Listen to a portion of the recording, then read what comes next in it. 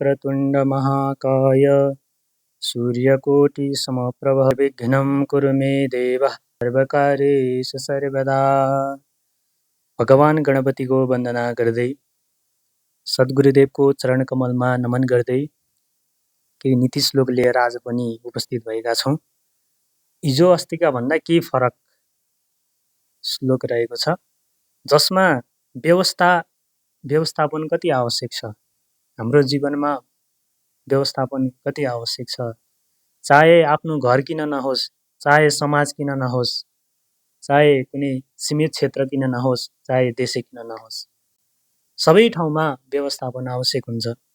यदि हामीले व्यवस्थापन राम्रो गरिएन भने त्यो ठाउँमा केही न केही नराम्रा घटनाहरू, केही न केही भाँडभैलोहरू हुन सक्छन्। त्यही भएर जीवनमा व्यवस्थापन हुनु आवश्यक छ।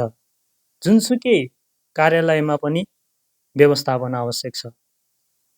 चाणक्यले भन्नुभएको छ, नीति श्लोकमा बताउनु भएको छ, अन्यायोपार्जितं द्रव्यं 10 वर्षाणि तिष्ठति प्राप्ते चैकादशे वर्षे समूलं तद् विनश्यति भनिएको छ।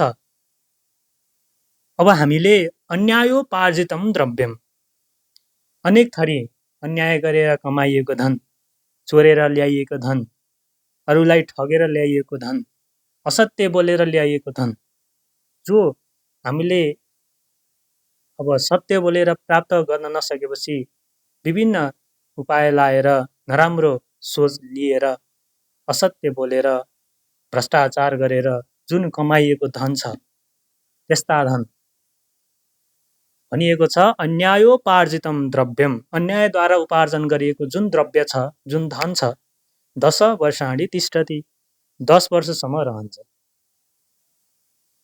जुन भ्रष्टाचार, अन्याय भनेको भ्रष्टाचार, हाम्रो देशमा भ्रष्टाचारको बिगबिगी नै रहेको छ।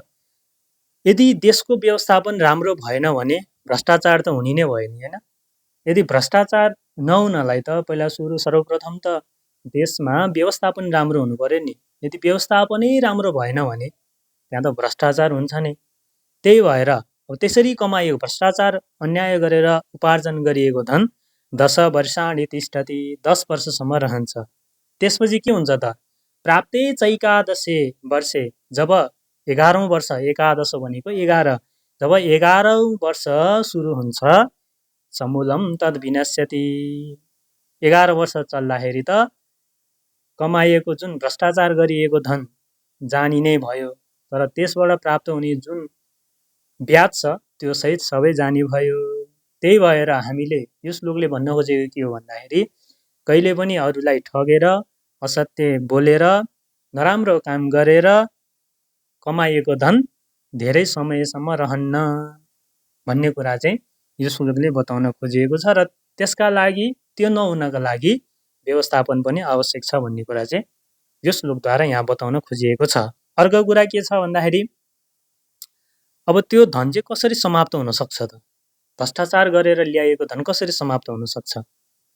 भ्रष्टाचार गरेर ल्याइएको, जसरी अन्याय गरेर ल्याएको पैसो, धन, सम्पत्ति जो छ, त्यो चाहिँ कि त उसलाई रोग लागेर त्यो सम्पत्ति नाश हुन्छ, रोग लगाए विभिन्न थरीका रोग लिएर पैसा खर्च भइरहन्छ, त्यो खर्च हुँदा हुँदा उसको पनि जीवन जान्छ, पैसा पनि सबै सकेर जान्छ। त्यसपछि उसको सन्तानको बुद्धि चाहिँ भ्रष्ट भएर जान्छ। उसले पैसा भएपछि त्यसद्वारा जसरी कमाइएको पैसा हो त्यसरी नै खर्च भएर जान्छ। त्यो कुनै पनि राम्रो कर्मको लागि त्यो पैसा खर्च हुनै सक्दैन। त्यही भएर हामीले काम गर्दाखेरि सबैलाई, कसैलाई नठगिकन, भ्रष्टाचार नगरिकन कर्म गर्नुपर्दछ। अरूलाई ठगेर आफ्नो जीविकोपार्जन गर्नुहुन्न भन्ने कुरा चाहिँ नीति श्लोकमा चाहिँ अन्यायोपार्जितं द्रव्यं 10 वर्षाणि तिष्ठति प्राप्ते चैकादशे वर्षे समूलं तद् विनश्यति भनेर विष्णुगुप्त चाणक्यले यो श्लोक प्रस्तुत गर्नुभएको छ भने धन्यवाद।